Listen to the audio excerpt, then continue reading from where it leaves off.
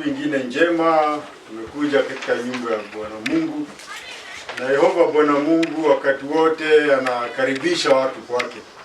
Na anafurahi sana wakati watu wametulia wakitaka kusikia, wakitaka kuzungumza mambo yake.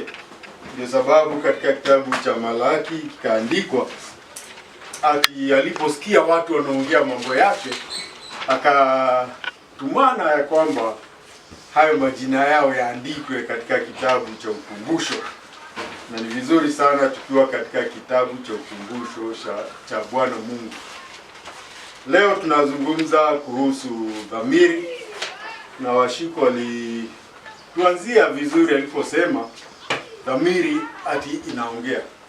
Kwa hivyo kama dhamiri inaongea, ina maana dhamiri inaishi, ina uzima, ni kitu kiko na uzima.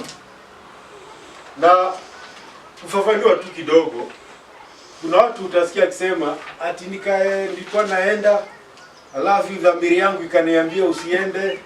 Hiyo si dhamiri. Hapana.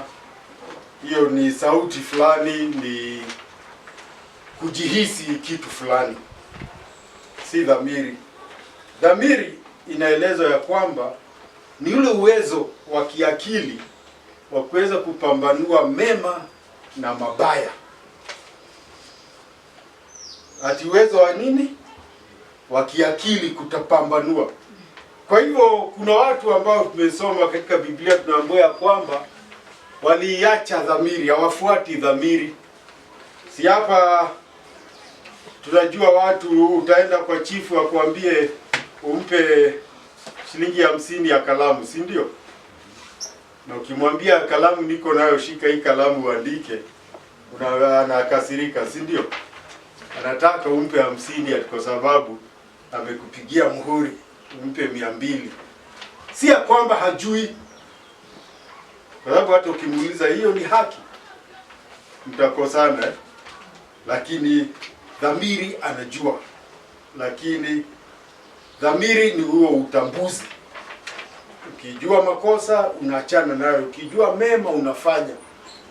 Na usipofuata hiyo dhamiri ya kufanya mema, ukose kufanya mema, unahesabiwa wewe ni mkosaji.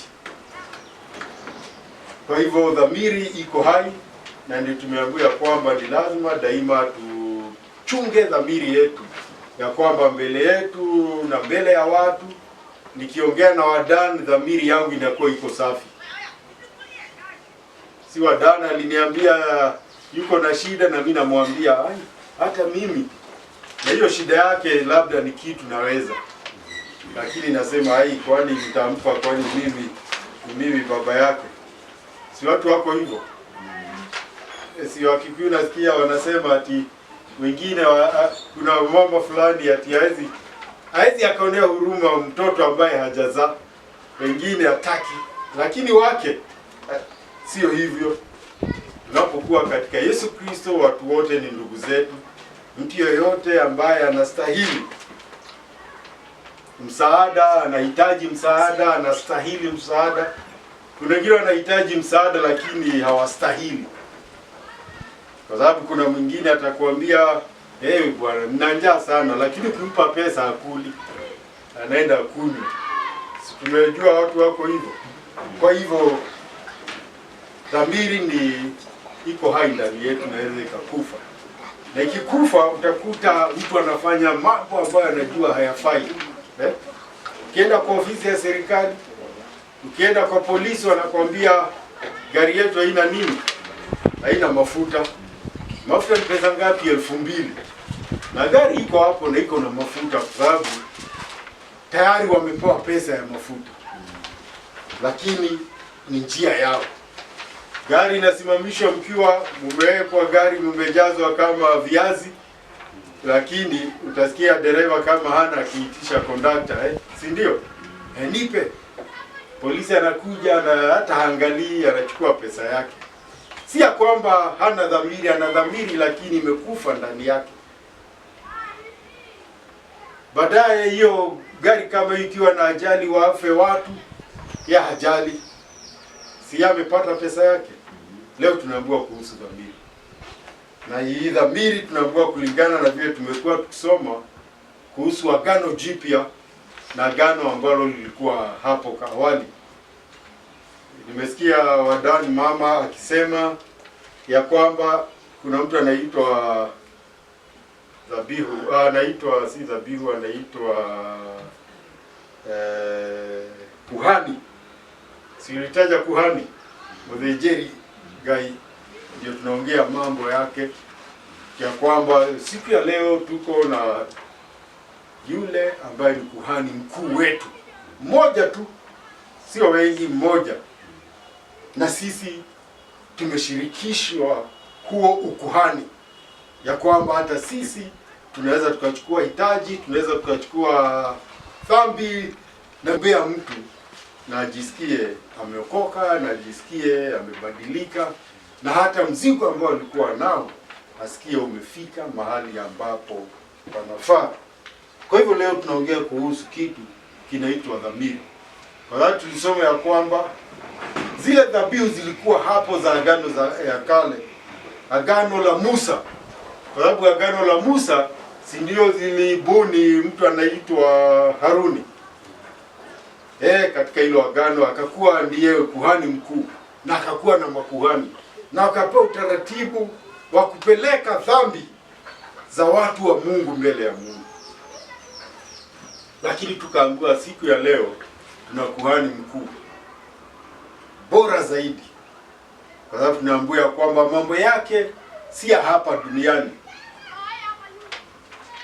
Na siku ya leo, kama ni zamani huko, kama ingekuwa zamani, kila mtu angekuja na kitu. Kuna mtu angekuja na mbuzi kwa sababu ametenda dhambi, anakuja kutoa dhabihu. Na ndiyo sababu Yesu Kristo alikuta watu katika hekalu wengi wana ng'ombe, wana mbuzi, wana kila aina ya dhabihu, kwa sababu ya wasafiri. Ukija unanunua, unapeleka. Lakini tukaambiwa kwamba hiyo dhabihu katika nafsi ya mtu na katika akili za mtu alijua kapana, huyu kondoo ambaye anachinjwa hajakosa, hajaiba. Umesikia kondoo ameiba?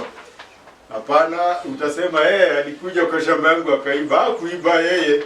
Hiyo ndio akili yake imefika hapo, si ndio? Akiingia kwa shamba kitu ya kula na kula. Si ni kama mbwa akikuta nyama mahali ataacha. Hata akiingia buchari akute imefunguliwa ataenda na akule. Hajui ya kwamba hiyo nyama huuzwa. Kwa sababu hata kama unauzwa yeye hana pesa. Kwa hivyo kwa dhamiri yake haoni amekosea. Lakini akifundishwa anajua yule anajua akiingia huko atapigwa kiboko, anajua huko nyama yuko si ya kuchezewa. Basi ilikuwa hivyo mwanadamu. Alikuwa dhamiri yake saa yote inamsumbua, kwa sababu akikosa anachukua mnyama anaenda anapeleka. Alafu anakosa tena. Sasa ilikuwa hiyo ndio kazi kila wakati.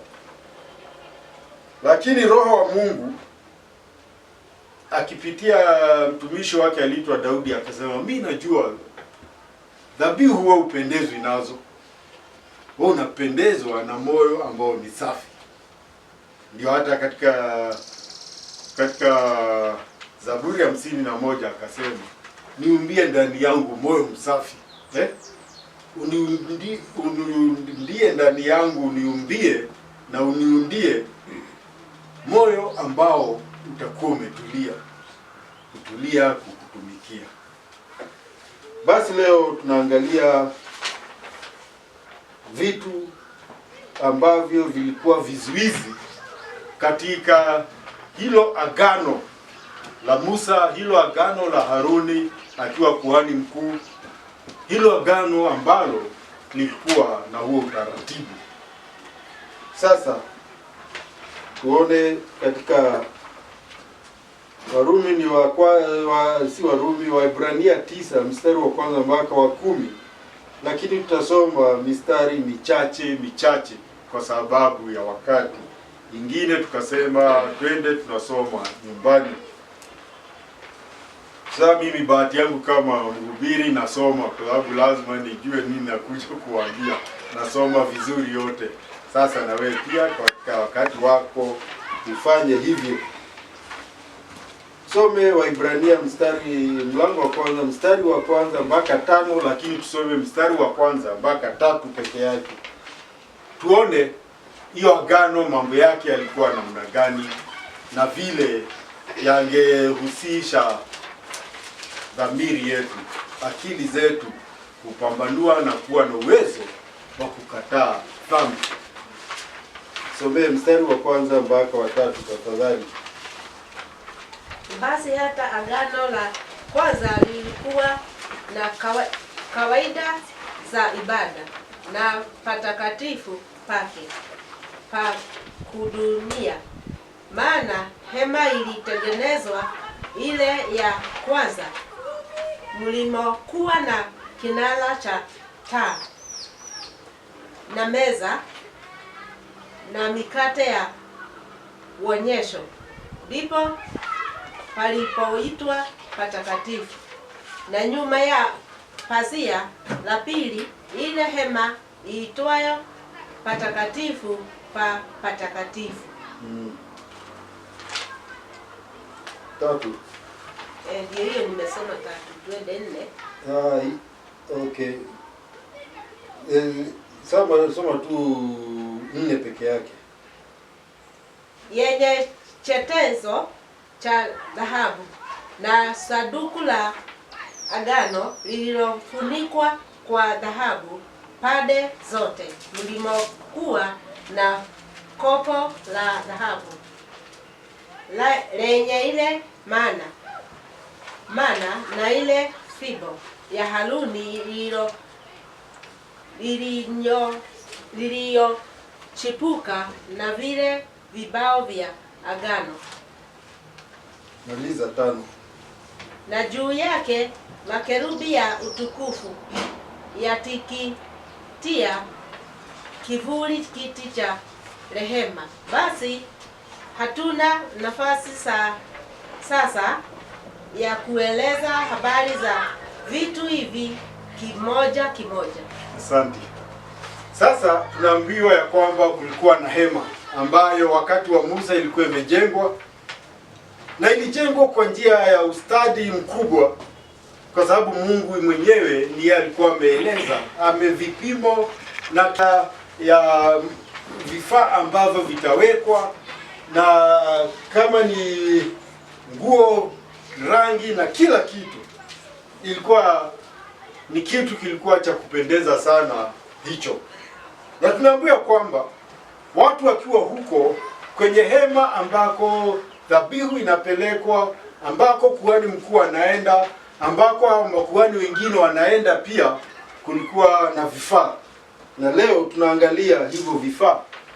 Tunaambiwa kwamba kwanza kulikuwa na kinara cha taa. Kinara cha taa ni taa ilikuwa hapo, na hiyo taa ilikuwa imesimama. Na katika kusimama kulikuwa taa kando kando. Haikuwa taa moja, yalikuwa mataa mengi. Na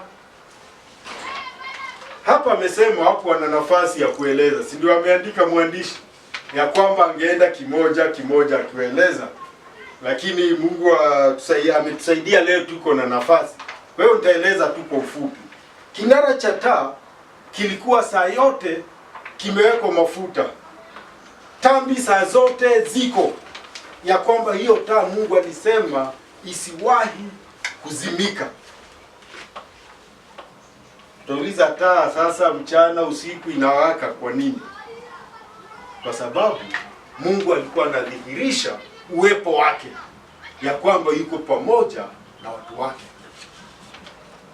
Na ndugu zetu wa Katoliki ukienda, sijui kama umeenda katika kanisa lao, kuna taa ambayo haizimwi.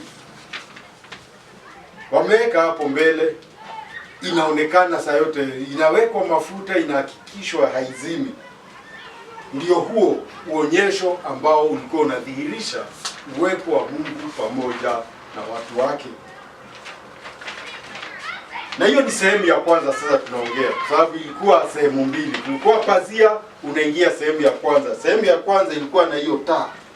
Kwa hivyo ukifika kuhani huyo akiingia anakumbushwa uwepo wa Mungu huko.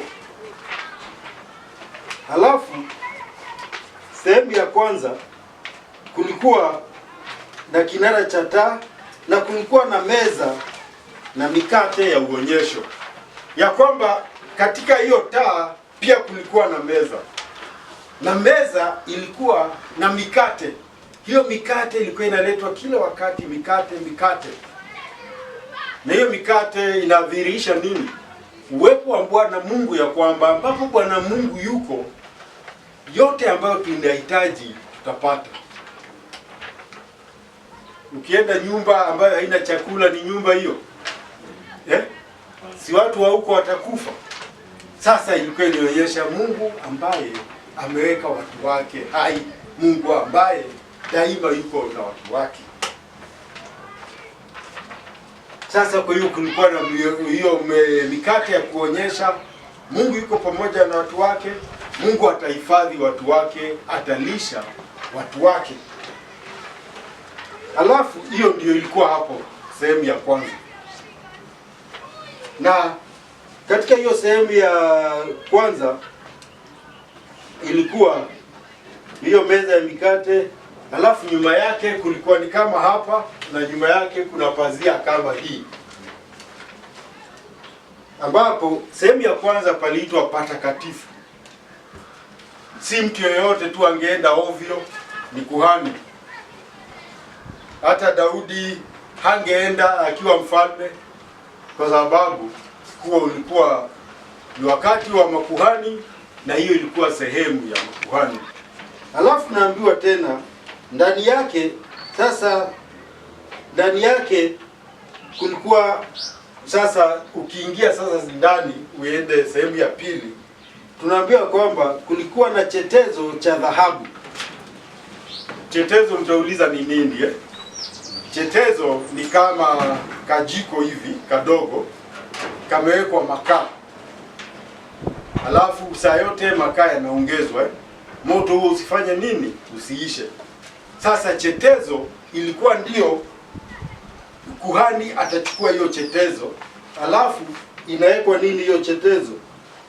Chetezo ilikuwa ya dhahabu, na sanduku la agano ambalo lilikuwa limefunikwa, na pia kulikuwa sanduku ambalo liliitwa sanduku la agano. Lilikuwa tu ni sanduku la mbao, lakini vifaa vyote vilikuwa vimewekwa dhahabu. Na utauliza kwa nini dhahabu? Dhahabu ilikuwa ishara ya utakatifu wa Mungu na uwepo wa Mungu na ukuu wa Mungu. Ni Washiko alituambia bado hajawahi kuona dhahabu. Ulisema hujaona? Dhahabu ina rangi kama ya manjano hivi, lakini kulingana na usafi wake, juzi ukitaka kujua dhahabu bei yake, walisema juzi, si unajua kitu inaitwa kilogram ya sukari Washiko? Yes. Si unajua kilogram ya sukari vile unapima wakati ulikuwa unauza, si ndio? Iko kilo ya sukari. Sasa kilo ya sukari iko na gramu ngapi? 1000, si ndio? Sasa gramu moja ya dhahabu, umesikia, gramu moja, niliona siku ya leo hadi bei yake ni $5,000. $5,000 ukipiga mara na 100 na ni 20 ama 30 dola ya Marekani,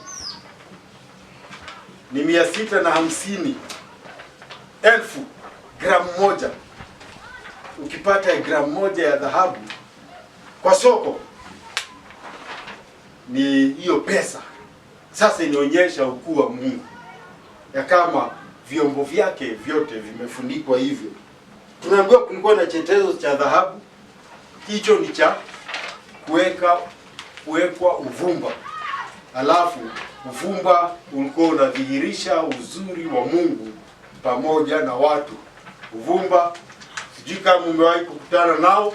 Uvumba hasa ukienda kama mikahawa ya Waarabu, uende nini ya Wahindi, duka za Wahindi, utakuta anachoma huo uvumba. Halafu ndani yake kulikuwa bakuli ya dhahabu yenye maana ya kwamba kulikuwa bakuli imetengenezwa. Si Wayahudi walipokuwa safarini walienda wakapewa maana. Maana ilikuwa kama mkate. Sasa hiyo maana ilikuwa imewekwa ndani ya bakuli. Na hiyo maana ilikuwa haibadiliki. Si ati inawekwa kila siku, ilikuwa imewekwa kwa bakuli hapo ndani ya hema. Kuonyesha ambapo Bwana Mungu yuko, mambo yake amekuwa ameyatunza vizuri, hayaharibiki. Alafu pia tukaambiwa ya kwamba kulikuwa na fimbo ya Haruni kwenye hilo sanduku iliyochipuka. Ya kwamba Haruni si alikuwa na fimbo yake kama vile Musa alikuwa na fimbo. Si walikuwa ndio desturi yao, wakitembea watu wanatembea na fimbo. Sababu walikuwa ni wafugaji. Si hata siku ya leo tunaona wafugaji wakienda lazima wawe na fimbo. Sasa ni ya kwamba Mungu ndiye mfugaji wetu, Mungu ni sisi, ni kondoo wake. Sasa Haruni fimbo yake ilikuwa imekauka kama vile fimbo zinakauka, lakini yake inasemekana ilichipuka, ikatoa majani. Imekauka lakini majani yake hayabadiliki. Kuonyesha nini? Mungu wetu yuko hivyo hivyo. Yeye habadiliki na saa yote yuko hai. Si kitu ambacho hakijakauka kiko na uhai. Anaonyesha uhai ambao tuko nao katika Mungu. Maana tumeona mkate huko nje na pia ndani kuna maana. Maana ni ile chakula Mungu alipatia. Tunaonyesha ima anatutunza. Na kulikuwa na vibao vya maandiko. Tunakumbuka vile vibao Musa alipewa vya mawe alipoenda mlimani. Alipokuja chini alivivunja. Sasa Mungu akasema atengeneze vingine vya mbao na zile amri zikaandikwa. Sasa hivyo vibao vilikuwa viko ndani ya sanduku. Na pia kulikuwa hapo, sasa sanduku liko hapa na juu ya sanduku hapo ndio kulikuwa kiti, kilikuwa kinaitwa kiti cha rehema. Sasa kiti cha rehema mahali kiko, sasa juu yake walikuwa wametengeneza sanamu za makerubi. Kama amjui makerubi ni nini? Makerubi walikuwa wale malaika wanakuwa katika kiti cha enzi cha Bwana Mungu. Ukisoma katika Isaya, nafikiri mlango wa 6, utaona Isaya alienda na akaona kikao cha Mungu, akaona kiti cha rehema cha enzi cha Mungu, na akaona makerubi sasa wakiwa hai, malaika hao. Sasa hii ilikuwa mifano. Kwa hivyo walikuwa upande huu na upande mwingine wamenyosha mabawa yao yakifunika kiti cha rehema. Kiti cha rehema ni kiti cha Bwana Mungu. Lakini hiyo ilikuwa ni mfano. Lakini ukweli ni ya kwamba Mungu anaketi katika kiti chake cha enzi huko mbinguni. Sasa walikuwa wamefunika kile kiti cha rehema. Basi chetezo tumeambiwa ni hao manukato, hayo uvumba ambao ulikuwa unachomwa, na kwa hivyo ibada ikitolewa hapo kulikuwa na harufu nzuri, harufu ya kupendeza. Lakini siku ya leo hiyo imebadilika, kwa sababu siku ya leo ukisoma tunaambiwa Mungu yuko katika kiti chake, Yesu Kristo akiwa hapo na malaika pia wakiwa hapo. Kwa hivyo yote iko, lakini hii ilikuwa mfano tu. Lakini tunaambiwa Yesu Kristo alipokuja, yeye hakwenda kwenye hili hema, hapana, ama hakwenda kwenye hekalu. Yeye alienda msalabani akatolewa dhabihu, baadaye hiyo dhabihu akaipeleka mbinguni. Kwa hivyo hiyo ni vifaa. Alafu sehemu ya pili tunasoma kitu kinaitwa huduma. Ni mstari wa 6 mpaka wa 10. Na katika mstari wa 6 ambao tunaambiwa kwamba daima makuhani walikuwa wanaenda. Hiyo pazia ya kwanza walikuwa wanaenda daima. Wakienda na kutoa uvumba. Wakienda na kubadilisha ile mikate. Mikate ikikaa wakati wake inatolewa, inaletwa mikate mipya. Kuonyesha ya kwamba Mungu wetu daima yeye habadiliki, saa yote yuko mpya, saa yote yuko mzuri, saa yote ana uwezo wake, yeye habadiliki. Kwa hivyo alikuwa anabadilisha. Hiyo ndio ilikuwa kazi ya makuhani. Daima kila wakati wanaenda huko ndani, wanatoa uvumba, wanachoma uvumba huko. Kwa hivyo ilikuwa hivyo. Halafu tunaambiwa sehemu ya pili, hiyo tumeona iko na kiti cha rehema na iko na hivyo vifaa vingine. Tunaambiwa kuhani alikuwa akienda mara moja kwa mwaka. Mara moja kwa mwaka ndio alikuwa anaenda na damu. Asiingie huko bila damu. Ndio hiyo ilikuwa amri. Akiingia huko bila damu angekufia huko, kwa sababu sasa hajakubalika mbele za Mungu. Kwa sababu hiyo ilikuwa ni amri ya Mungu ya kwamba kuhani mkuu mara moja kwa mwaka atapeleka dhabihu huko, atapeleka damu huko ndani.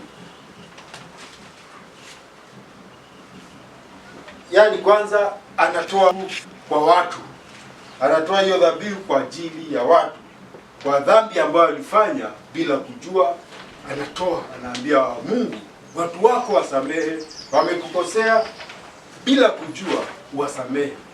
Lakini tukaambiwa mapema ya kwamba kwanza huyu kuhani mkuu alikuwa anatoa dhabihu yake mwenyewe.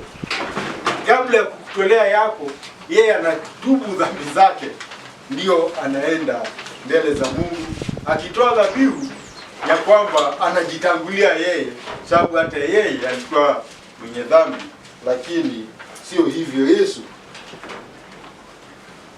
Kwa hiyo tunaambiwa kwamba hii ilikuwa tu ni mfano wa wakati wa sasa. Wakati huu haraka unaandikwa ya kwamba hiyo wakina Musa walikuwa wanafanya ilikuwa tu ni mfano wa wakati wa sasa. Lakini sasa sisi hatuendi huko Yerusalemu ambako kulikuwa na hekalu, sababu hata sasa Yerusalemu yenyewe hekalu halipo. Lakini wanasema kabla ya Yesu kurudi ya kwamba watajenga hekalu lingine. Lakini kabla ya hapo sasa sisi tumepewa nafasi ya kwenda kwenye hekalu la kweli, kwenye madhabahu ya kweli ya mbinguni. Kwa sababu tumeambiwa kwamba sadaka ya dhabihu hutolewa, lakini tunaambiwa haziwezi kuwakamilisha wahudumu kwa habari ya dhamiri. Ndio tunaongea mambo ya dhamiri. Ya kwamba hata akitoa hiyo anajua yeye ni mwenye dhambi. Ya kwamba hata kesho dhabihu nyingine itatolewa. Kesho kutwa, kila wakati dhabihu zilikuwa zinatolewa kila wakati. Kuna mahali walikuwa wanachukua na kuzichoma hizo nyama, kuchoma hiyo damu, kila kitu walikuwa wanachoma kama dhabihu. Lakini tunaambiwa ya kwamba dhamiri bado ilikuwa haiko huru. Mtu kila wakati alikuwa na dhamiri ya dhambi na alikuwa anatenda dhambi. Kwa hivyo hakuna wakati angejisikia kwamba yuko huru aseme kama vile sisi tunasema tumeokoka. Unasema mimi Yesu Kristo ni mwokozi wangu, na unakuwa wewe huna shaka na hayo, na unakuwa huna tashwishi, na hakuna mtu atakuuliza, "Oh, wewe ulipokuwa shule ulifanya, wewe ulipokuwa shambani ulifanya, wewe ulipokuwa kijana." Hiyo yote hatuulizwi na hatujibu. Lakini tunaambiwa kwamba hiyo yote ilikuwa kuhusu vinywaji, vyakula na kutawadha, yaani kusafisha. Ni ishara tu ya kusafisha kwa mambo ya kimwili. Lakini tukaambiwa hiyo yote ilikuwa inayofanywa ikingojea wakati wa marekebisho. Na wakati wa marekebisho ndio wakati huu ambao sisi tunaishi. Sisi ndio tuko huu wakati wa marekebisho. Sasa sisi tukitolewa huduma, tukitolewa dhabihu, tunatolewa dhabihu ambazo ni safi kabisa, dhabihu ambazo zinakubalika kabisa, dhabihu nzuri kabisa. Sasa funzo liko hapa katika Kutoka 25:8, nao na wanifanyie patakatifu nipate kukaa kati yao. Ilikuwa amri ya Mungu ya kwamba afanyiwe patakatifu aweze kukaa kati yao. Mungu kila wakati alitaka kuwa pamoja na watu wake. Si hata wakati wa mwanzo ilikuwa hivyo, wakati wa Adamu kwenye bustani alikuwa saa yote anamtembelea. Kila jioni tunaambiwa mwendo wa saa 9 hivi alasiri, Bwana Mungu alikuwa anashuka, wanakuwa na wakati wa ushirika. Kwa hivyo hata hapa katika dunia Mungu alitafuta kuwa ushirika. Lakini siku ya leo ushirika si katika kanisa. Si ya kwamba tukija hapa ndio tumekutana na Bwana Mungu. Mahali pote ambapo tuko, alimesema katika jina la Yesu Kristo, Immanueli, Mungu pamoja na watu wake. Sababu kwamba sasa Mungu yuko pamoja nasi kibinafsi. Kwa hivyo hatuna wakati tutasema ai sasa anaenda kanisa nikaombe. Hapana, unaomba mahali huko. Kanisa tukija tunakuja kushirikiana pamoja, tunakuja kufundishana, tunakuja kutoleana ushuhuda, kutiana nguvu. Amen. Alafu Yohana 4:24 inasema Bwana Mungu ni roho, na hao wamwabuduo yeye imewapasa kumwabudu katika roho na kweli. Hayo ni maneno ya Bwana na Mwokozi wetu Yesu Kristo alipokuwa akizungumza na ule mwanamke Msamaria ambaye alisema wote tunatoshana, nyinyi mnaenda Yerusalemu ya Yahudi, si wa Samaria tunaenda mlimani. Akasema hapana, kuna wakati watu wote na mlimani hawataenda Yerusalemu, kwa sababu hiyo haimfurahishi Mungu, hiyo haimpendezi Mungu. Wakati utafika, na akasema huo wakati umefika ya kwamba wale wanaabudu katika roho na katika kweli. Kwa hivyo hebu tuabudu katika roho na tuabudu katika kweli, kwa sababu wakati huo waliabudu kimwili.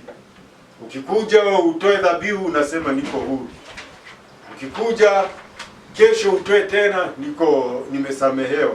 Lakini ibada ambayo inampendeza Mungu ni hiyo ibada ya roho na ya kweli. Amen. Siku ya leo mtu atakuja kanisani na hata hayuko kanisani, si ndio? Yuko kanisani, asisemekane ya kwamba yeye haendagi kanisa, lakini hiyo impendezi Mungu. Kuja kanisani impendezi Mungu ni kuja na kushiriki, ni kuja na kuwa uko hapo, na ni wakati wako wa ibada. Jambo la pili, 11-15, kitu kinaitwa ukamilifu. Nasomea tafadhali 11, 12 na 13. Ukamilifu.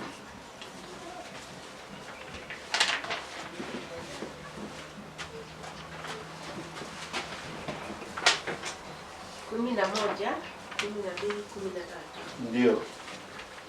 Lakini Kristo akilisha kuja, aliye kuhani mkuu wa mambo mema yatakayo kuwapo kwa hema iliyokubwa na kamilifu zaidi, isiyofanyika kwa mikono, maana yake isiyo ya ulimwengu huu, wala si kwa damu ya mbuzi na ndama, bali kwa damu yake mwenyewe.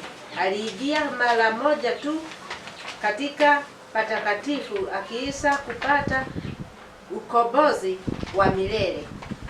Kwa maana mpaka hapo unafikiri ya kwamba sasa Yesu Kristo alikuja kama kuhani mkuu.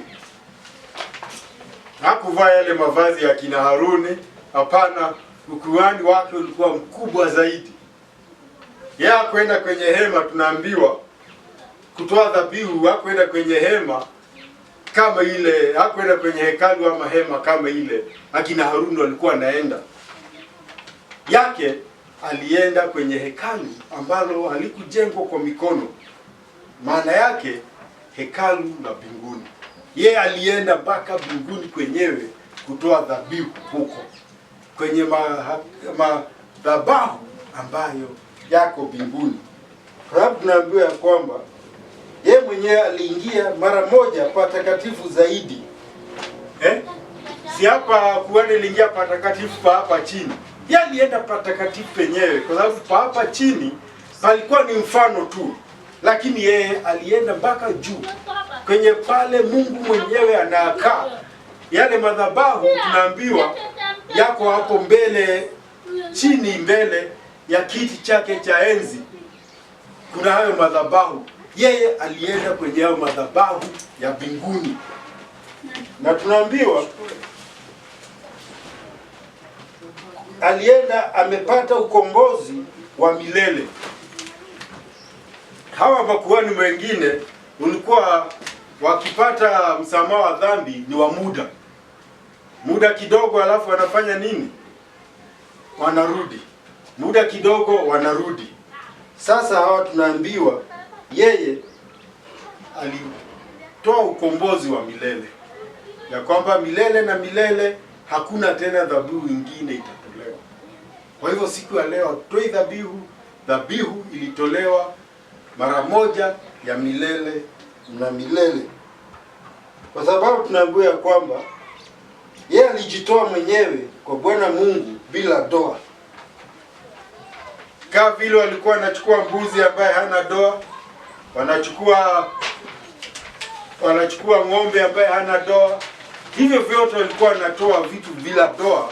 Yeye mwenyewe alipeleka damu yake mwenyewe, na yeye mwenyewe alikuwa hana doa pia, kwa sababu hakuwa na makosa.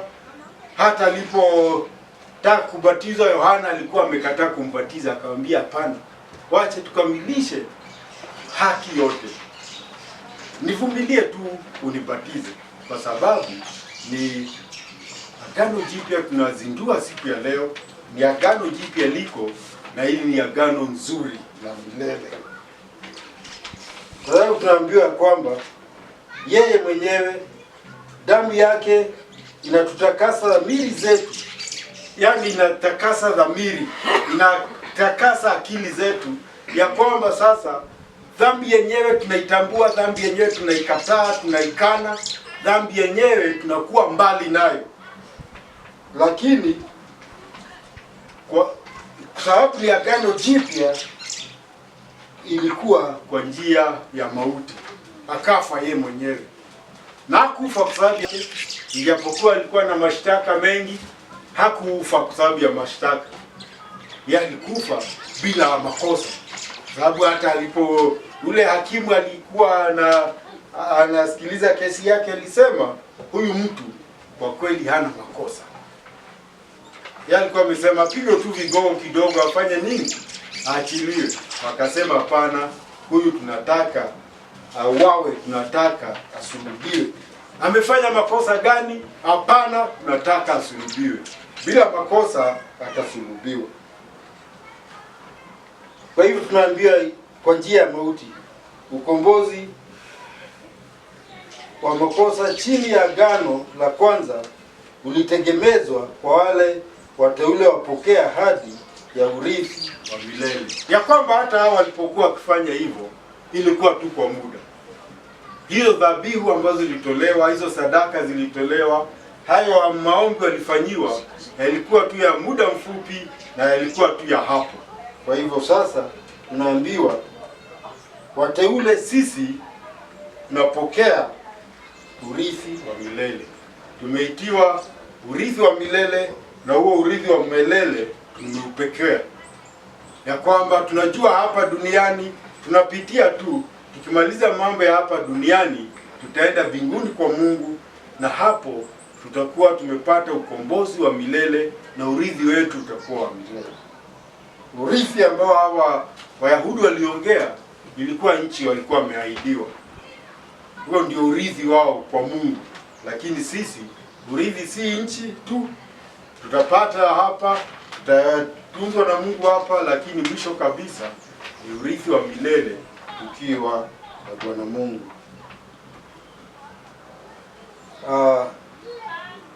funzo liko katika Walawi 4:33 inasema, naye akileta mwana kondoo kwa sadaka ya dhambi, ataleta wa kike mkamilifu. Wa kike na awe mkamilifu, asiwe ana mguu mmoja mbaya, asiwe ana jeraha, asiwe ameumia. Ati hiyo kondoo akiangaliwa anaonekana yuko msafi kabisa, huyo ni yeye atakubalika mbele za Mungu. Lakini katika hali yetu sisi si wa kondoo, ni yule kondoo, mwana kondoo wa Mungu ambaye alikuja kuondoa dhambi za dunia. Si tu kutoa tu msamaha, lakini kuziondoa na kuziondoa kabisa. Na katika Luka 23:4 inasema hivi, Pilato akawaambia wakuu wa makuhani na makutano, sioni neno lolote ovu katika mtu huyu. Ya kwamba Yesu aliposimama mbele yake wakatoa mashtaka, mashahidi, baadaye hakimu akasema sioni makosa. Na hivyo ndivyo Mungu anatuangalia siku ya leo. Hatuangalii mimi mtu, lakini ananiangalia mimi mtu nikiwa ndani ya wokovu, nikiwa ndani ya imani katika Yehova Bwana Mungu na katika dhabihu ya mwanae Yesu Kristo msalabani kwa sababu yangu. Amen. Tunaona jambo la tatu, 16 mpaka 22, kitu kinaitwa mauti. Kwa hiyo tutasomea 16 na 7 na 8. 16 na 7 na 8.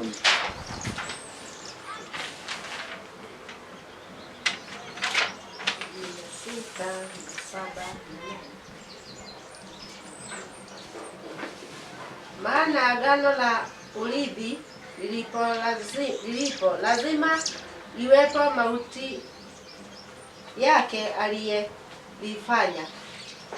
Kwa maana agano la urithi lina nguvu palipotukia kufa kwa mtu, kwa kuwa halina nguvu kabisa akiwa yuhai yeye aliyelifanya. Kwa hiyo hata lile la kwanza halikuanzwa pasipo damu. Asante. Ati inaeleza urithi. Si watu hufa alafu warithi wao wanapokea mali yake yao, si ndio? Na ndio sasa anatoa mfano huo ya kwamba mtu akiwa sasa mimi nimeandika urithi wangu vile nataka, nimeandika. Mtoto hawezi kuja aseme hai nataka unipe yangu nikule sasa. Ataambiwa hapana, lazima ungoje mpaka nikufe. Hiyo ndio tunaambiwa mtu akitoa urithi wake. Hata vile amesema haitatendeka mpaka yeye amekufa. Na tunaambiwa ya kwamba katika makubaliano ambayo alikuwa anafanya, hakuna lilikuwa linadhibitika bila damu. Si hata kwetu Wakikuyu tulikuwa na na kitu kama hicho. Tukikubaliana na wadani kitu, mbuzi anachinja tunakuliana, si ndio? Na tunasema hiyo ndiyo imefunga. Ni kweli imekuwa hivyo. Ni sawa. Kwa hivyo damu, walikuwa wanachukua hiyo damu. Basi Musa alizungumza kwa amri ya wafu ya watu wote, halafu akatoa damu. Wakati alikuwa anatawaza maandiko na anaongea na watu na wanafanya hilo, wale walikuwa wanafanya hizo amri, wanapokea hizo amri na wanafanya hiyo agano na Mungu, ya kwamba Musa alikuwa anasomea hao watu, mmekubali mtafanya hivi, na wanafanya nini? Wanajibu, mtakubali hivi. Wakasomea amri zote za Mungu na Musa. Haruni yuko hapo lakini ni Musa nabii wa Mungu anatoa, anaeleza vile Mungu anasema, wakakubali. Na tunaambia kwamba baada ya hao kukubali, alichukua damu ilikuwa imewekwa mahali, akachukua majani, alafu akanyunyizia watu hao hiyo damu. Kila mtu akapata tone la damu. Walikuwa watu wengi, sijui kama wote walipata, lakini wale walipata ikakuwa wamekubali ya kwamba kila mtu amekubaliana na hilo agano. Na tunaambiwa alikuwa amechukua sufu. Sufu ni manyoya ya kondoo. Alikuwa amechukua sufu nyekundu na akachukua majani yalikuwa yanaitwa hisopo, akachovya ndani ya damu. Sasa akamwagilia watu, akanyunyizia watu. Alafu pia kile kitabu ambacho kilikuwa kimeandika hizo sheria zote, nacho pia kikanyunyiziwa damu. Na hata vyombo vyote ambavyo vilikuwa vinatumika na vitatumika vikamwagiliwa damu. Vyote hivi ndio vyombo ambavyo mtatumia kutoa dhabihu mbele za Mungu. Basi tukaambiwa, akasema ya kwamba pasipo na mwagikaji wa damu hakuna ondoleo la dhambi. Kwa nini?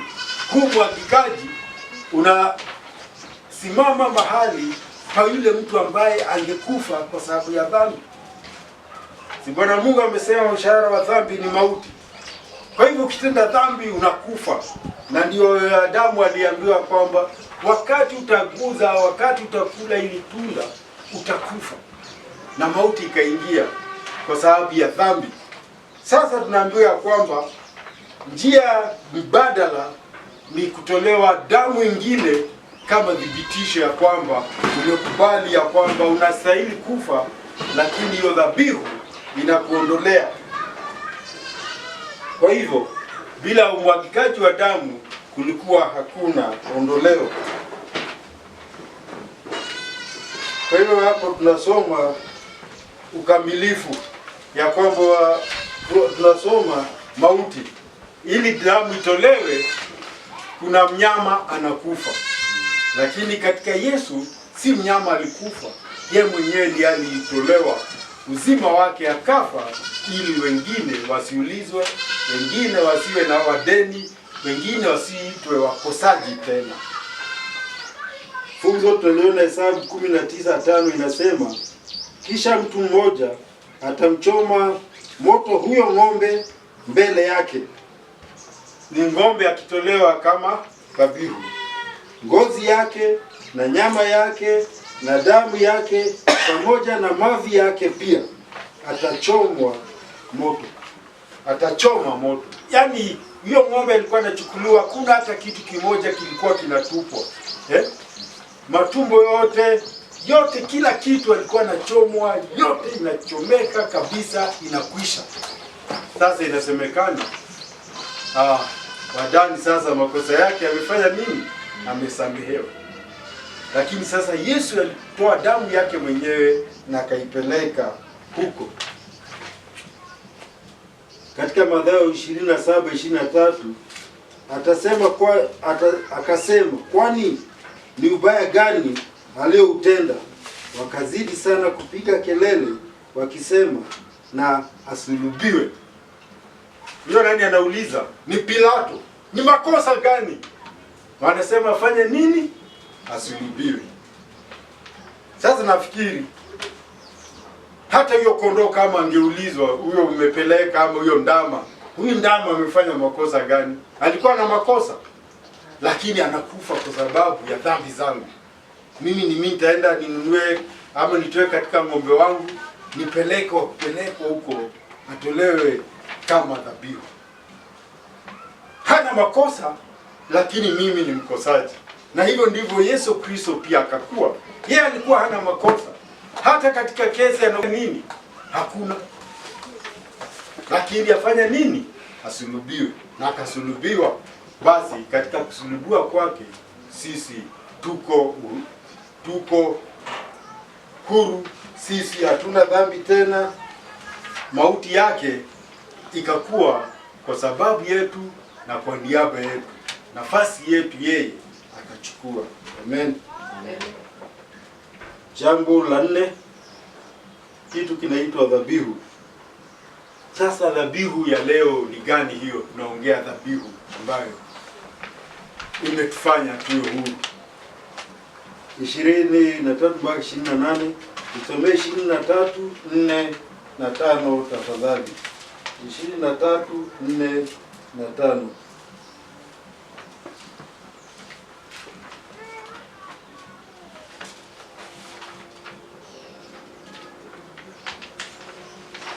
Basi ilikuwa sati nakala za mambo yaliyo mbinguni zisafishwe kwa hizo, lakini mambo ya mbinguni yenyewe yasafishwe kwa dhabihu zilizo bora kuliko hizo, kwa sababu Kristo hakuingia katika patakatifu palipofanyika kwa mikono, ndiyo mfano wa patakatifu halisi, bali aliingia mbinguni hasa aonekane sasa usoni pa Mungu kwa ajili yetu. Wala si kwamba ajitoe mara nyingi kama vile kuhani mkuu aingiavyo katika patakatifu kila mwaka kwa damu isiyo yake. Asante. Hata Yesu Kristo yeye dhabihu yake kuhani, tumesoma ile kuhani alikuwa anafanya, tumeona ni ng'ombe anachukua, lakini sasa tunaambiwa ilikuwa lazima vitu vyote vitakaswe na vikatakaswa na damu, lakini tunaambiwa vitu vya mbinguni vinahitaji dhabihu zilizo bora zaidi. Hiyo ni ya huku chini, zilitakaswa na damu, na pia kulikuwa maji kulikuwa na ishara, vitu tofauti na taratibu tofauti za kuonyesha ama mfano wa usafi ambao Mungu alihitaji. Lakini tunaambiwa basi kani vitu vya mbinguni hivyo vitahitaji dhabihu bora zaidi. Ng'ombe haiwezi kachukuliwa damu ya ng'ombe ipelekwe huko, na ndio tukaambiwa ya kwamba ye mwenyewe alipoingia mbinguni alionekana mbele za Bwana Mungu kwa ajili yetu. Yesu Kristo mwenyewe alifika mbinguni baada ya kufa, alipofufuka akasimama mbele ya Mungu, akasimama mbele ya madhabahu ya mbinguni, na damu ambayo tunaambiwa ilikuwa dhabihu ambayo ilikuwa bora zaidi ya huku chini, kwa sababu yeye mwenyewe alichukua damu yake mwenyewe ikakuwa ndiyo dhabihu, na si kwa makosa yake kama ule kuhani wa chini. Yeye ilikuwa kwa makosa yetu.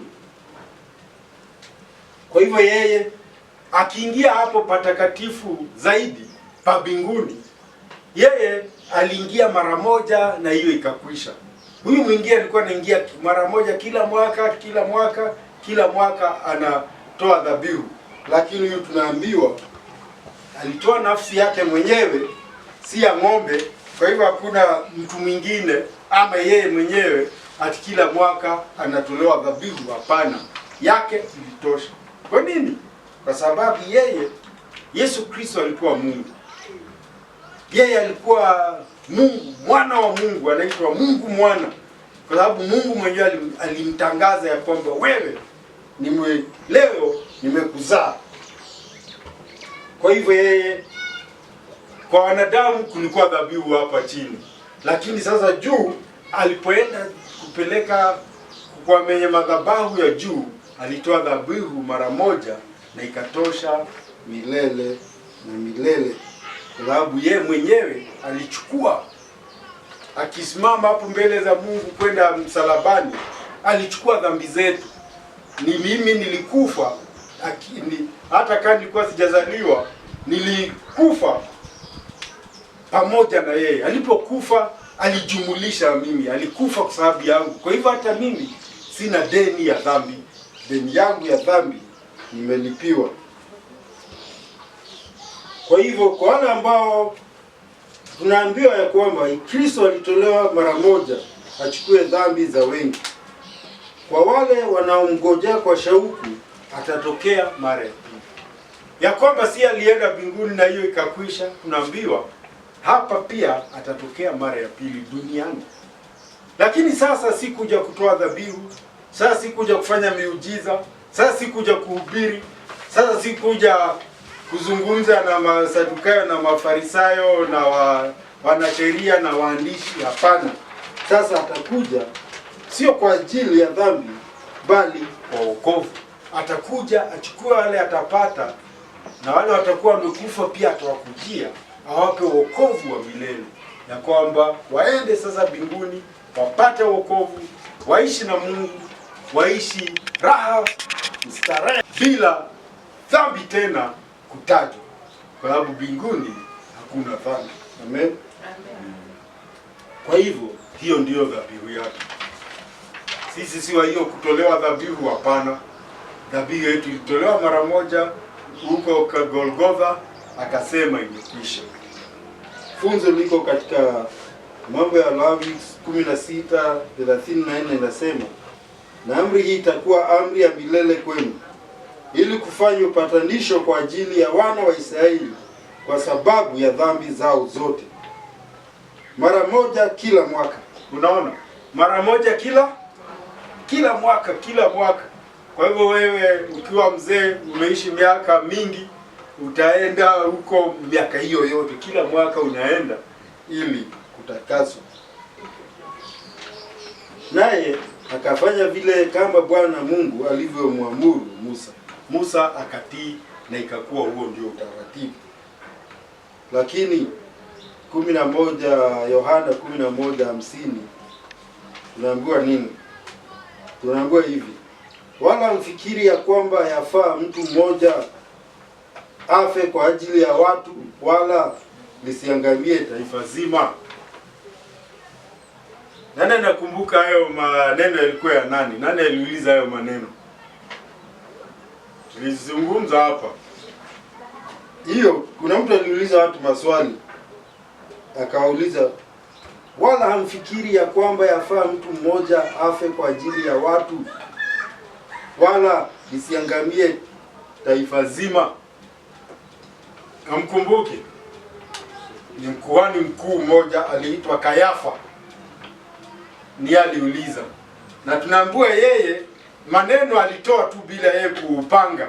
Si yeye alitoa ati alifikiri, alisikia tu ameambia watu ya kwamba yafaa mtu mmoja akufe kwa ajili ya wengi, na ikakuwa ndio kanuni, ndio kusudi la Yesu kuja kufa kwa ajili ya wengi, na alikuja na kufa.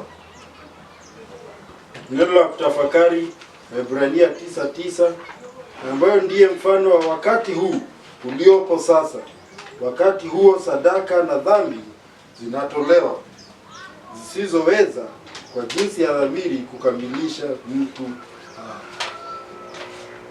abuduye. Mtu akiabudu, dhamiri yake ilikuwa haijapona, ilikuwa bado inakabiliana na dhambi, bado inashindana na dhambi. Wazo kuu wa Waebrania 9:11, lakini Kristo akiisha kuja, aliye kuhani mkuu wa mambo mema yatakayo kuwapo, kwa hema hiyo kubwa na kamilifu zaidi, isiyofanyika kwa mikono, maana yake isiyo ya ulimwengu huu. Yeye alienda kutoa dhabihu yetu mbinguni.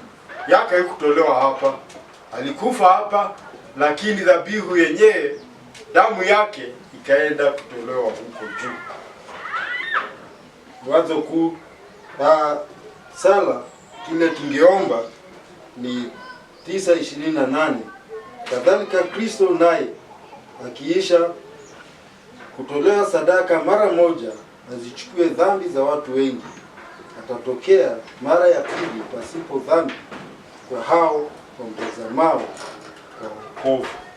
Kuna siku Yesu Kristo anakuja, na tunaambiwa tuombe ya kwamba sisi tuwe baadhi ya hao ambao watachukuliwa, baadhi ya hao ambao atapokea wokovu wa milele. Wokovu wa milele ni wetu na tutaupokea, lakini si hivyo tu bure, ni katika kumwamini Yesu Kristo. Amen. Yehova Bwana Mungu wetu